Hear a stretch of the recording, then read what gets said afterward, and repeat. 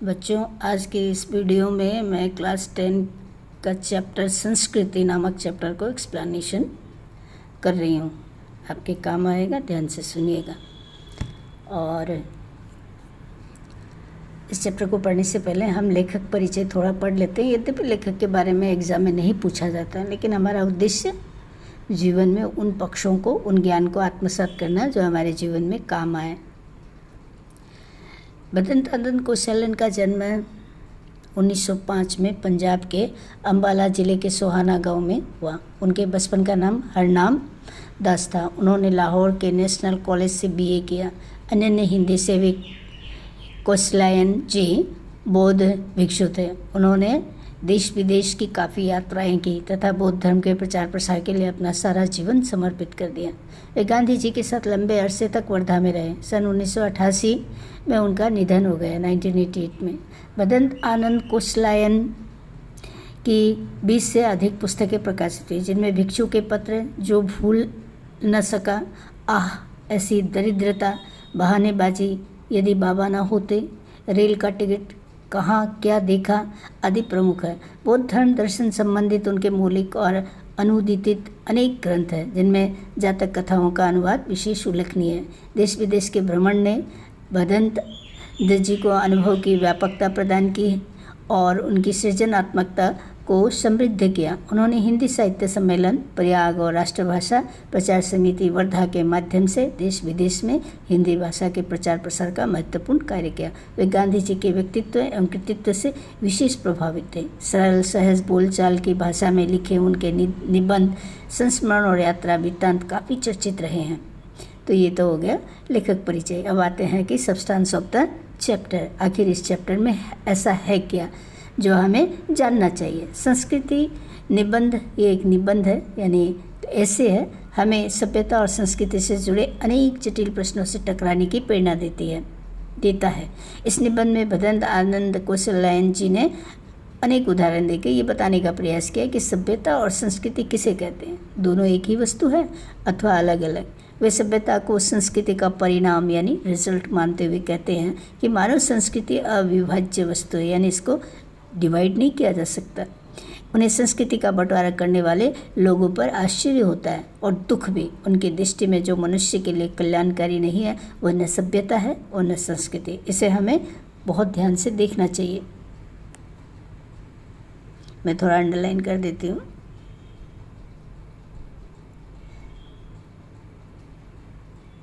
वह न सभ्यता है न संस्कृति।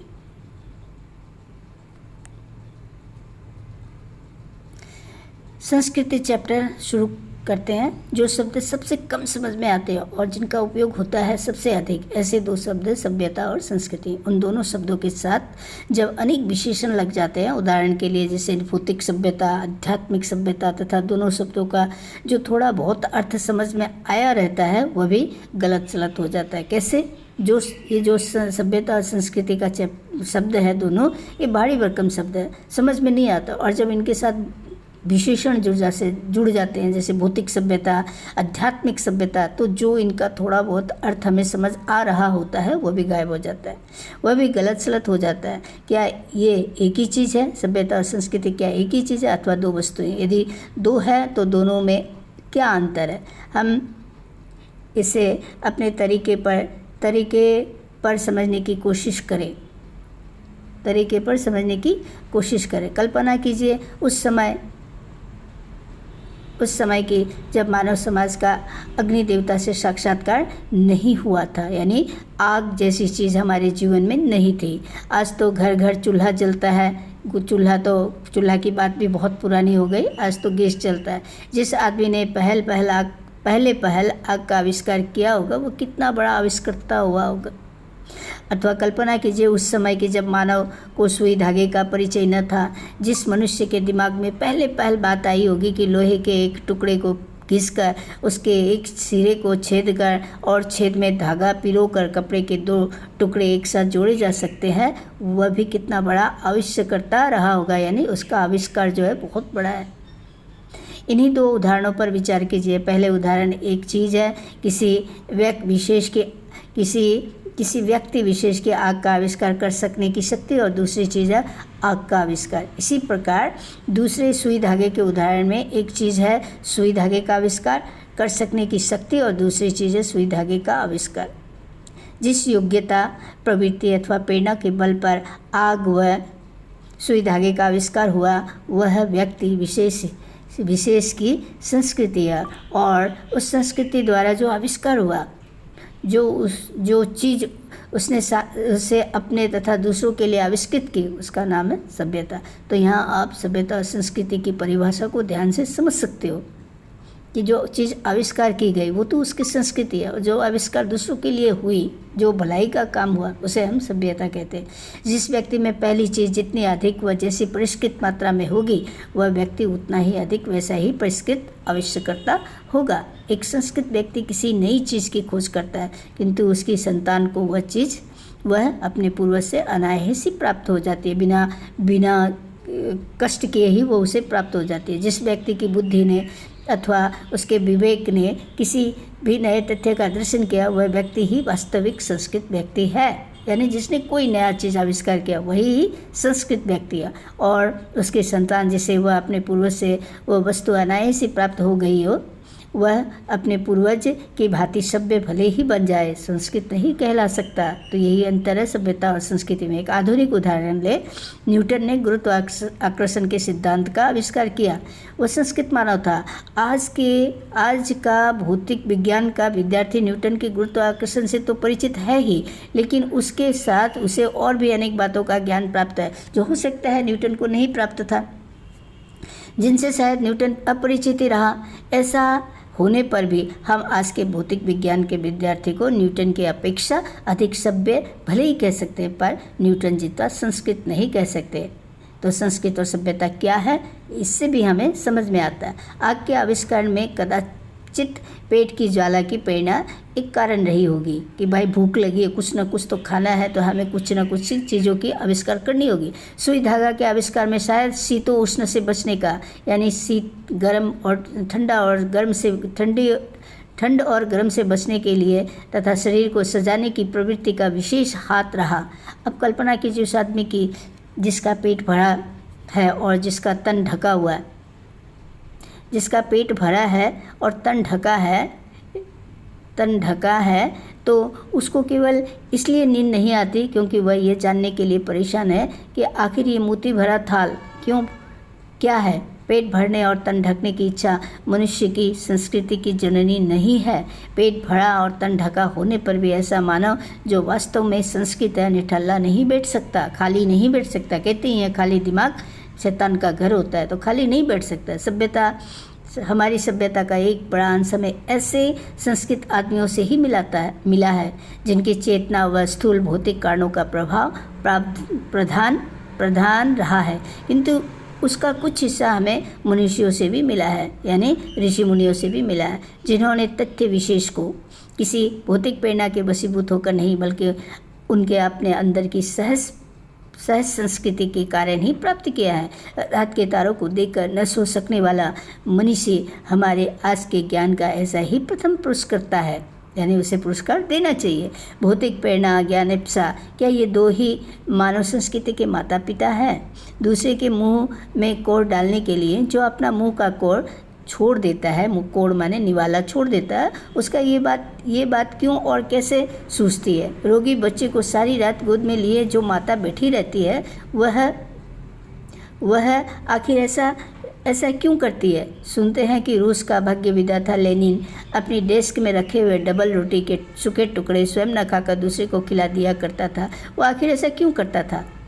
संसार के मजदूरों को सुखी देखने का स्वप्न देखने वाले कार्ल मार्क्स ने अपना सारा जीवन दुख में बिता दिया, और इन सब से बढ़कर आज से 2500 वर्ष पूर्व सिद्धार्थ ने अपना घर केवल इसलिए त्याग दिया कि किसी तरह तृष्णा के वशीभूत, तृष्णा यानी प्यास। कैसी प्यास?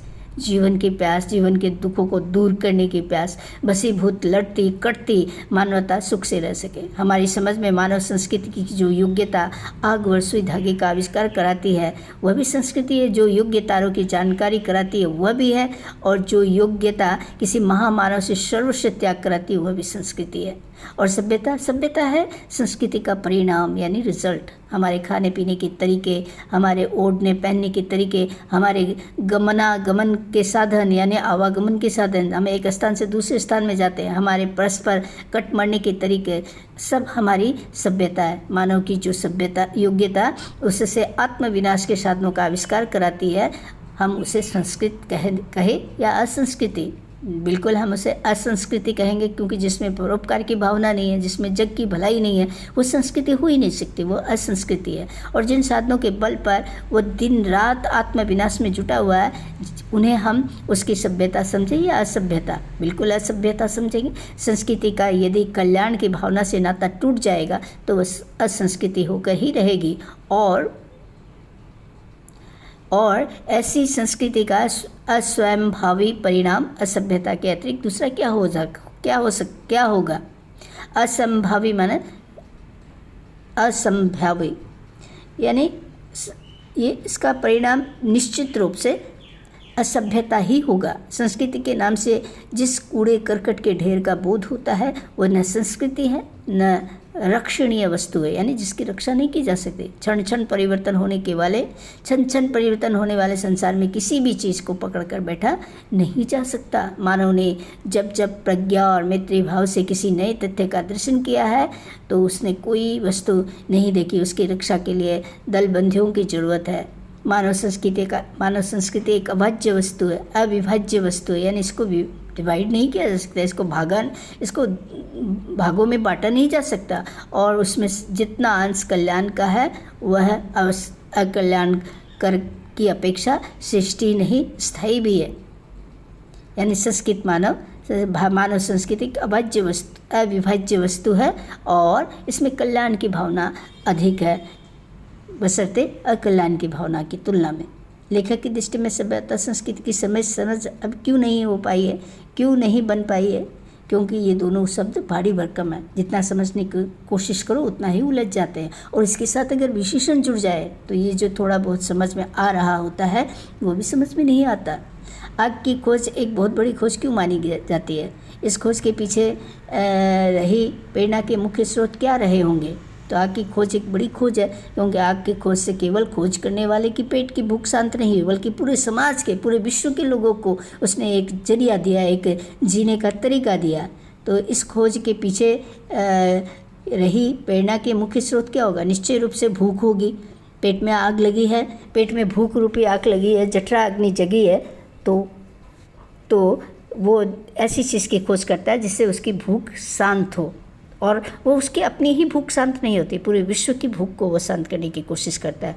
तो इसलिए निश्चय ही वह संस्कृत मानव है और उसके द्वारा की गई खोज सभ्यता है। वास्तविक अर्थों में संस्कृत व्यक्ति किसे कहा जा सकता है? वास्तविक अर्थों में संस्कृत व्यक्ति उसे कहते हैं जो अपने बारे में कम, दूसरों के बारे में ज़्यादा सोचता है, जो अपने मुँह का निवाला सहज ही दूसरों के मुँह में डाल सकता है, जो दूसरों की परोपकार की भावना, दूसरों के लिए परोपकार की भावना के बारे में सोचता है। माँ जैसे रोगी बच्चे को दिन रात भर गोद में उठाए बैठी रहती है, उसे क्या मिलता है? उसे आत्मसंतुष्टि मिलती है, वो अपने बच्चे की भलाई चाहती है। न्यूटन को संस्कृत मानव कहने के पीछे कौन से तर्क दिए गए थे? न्यूटन द्वारा प्रतिपादित सिद्धांतों एवं की गई दूसरी बारीकियों को जानने वाले लोग भी न्यूटन की तरह संस्कृत नहीं कहला सकते। न्यूटन ने पहल गुरुत्वाकर्षण का सिद्धांत दिया, इसलिए वो संस्कृत मानव है। उस न्यूटन के आविष्कार के बेस पर, आधार पर, गुरुत्वाकर्षण की शक्ति पर आज का भौतिक यानी फिजिक्स का स्टूडेंट कई सारे प्रयोग कर सकता है, लेकिन वह न्यूटन जितना संस्कृत नहीं हो सकता। न्यूटन द्वारा प्रतिपादित सिद्धांत एवं ज्ञान की कोई दूसरी बारीकियों को जानने वाले लोग भी न्यूटन की तरह संस्कृत नहीं कहला सकते, क्योंकि जो चीज़ हमारे पूर्वज आविष्कार के रूप में हमें देते हैं उसकी संतान को तो वो अनायास ही प्राप्त हो जाती है, बिना संकट के, बिना कष्ट के वो प्राप्त हो जाती है। तो उसकी संतान जो है सभ्य कहला सकती है, संस्कृत नहीं कहला सकती। तो न्यूटन जो है अपने आप में एक ऐसा इकलौता उदाहरण है जो संस्कृति का उदाहरण है, और उनके उदाहरण को, उनके कॉन्सेप्ट को, गुरुत्वाकर्षण शक्ति के सिद्धांत को लेकर भौतिक विज्ञान का स्टूडेंट या छात्र हैं, जितने भी बड़े प्रैक्टिकल कर ले, है ना, नए सिद्धांत का आविष्कार कर ले, लेकिन वो न्यूटन जितना संस्कृत नहीं हो सकता। हो सकता है कि वो ज्ञान में न्यूटन से ज़्यादा नॉलेजेबल हो, लेकिन फिर भी वो संस्कृत न्यूटन के जितना नहीं हो सकता। किन 5 नंबर है, किन महत्वपूर्ण आवश्यकता की पूर्ति के लिए सुई धागे का आविष्कार हुआ होगा। तो महत्वपूर्ण आवश्यकता शरीर को ढकने के लिए, गर्मी और ठंड से बचने के लिए, और जब इन दोनों मुख्य जो हमारा उद्देश्य है कि शरीर को कैसे ठंडे से बचाया जाए, कैसे गर्मी से बचाया जाए, ये मुख्य उद्देश्य जब पूरा हो जाता है तो उसका तीसरा जो उद्देश्य आता है वह है शरीर को सजाने के लिए। ये प्रेरणा रही होगी। मानव संस्कृति एक अविभाज्य वस्तु है। किन्हीं 2 प्रसंगों का उल्लेख कीजिए। मानव संस्कृति को डिवाइड नहीं किया जा सकता। इसमें कल्याण की भावना ज़्यादा है, क्योंकि जो व्यक्ति दूसरों की परोपकार की भावना रचता है वह कल्याणकारी है, वह संस्कृत मानव है। और दूसरी ओर जो विनाश के बारे में दिन रात सोचता है वह अकल्याणकारी है, असभ्यता है उसकी। मानव संस्कृति को विभाजित करने की चेष्टाएं की गई। मानव सभ्यता को विभाजित करने की लाख चेष्टाएं की जाए, मगर वो कभी, है ना, विभाजित नहीं हो सकते। क्यों नहीं हो सकते? क्योंकि उसमें कल्याण की भावना ज़्यादा है और ये अविभाज्य वस्तु है। इसको जितना डिवाइड करने की कोशिश करोगी वो उतना ही जुटती जाएगी। जब मानव संस्कृति ने अपने एक होने का प्रमाण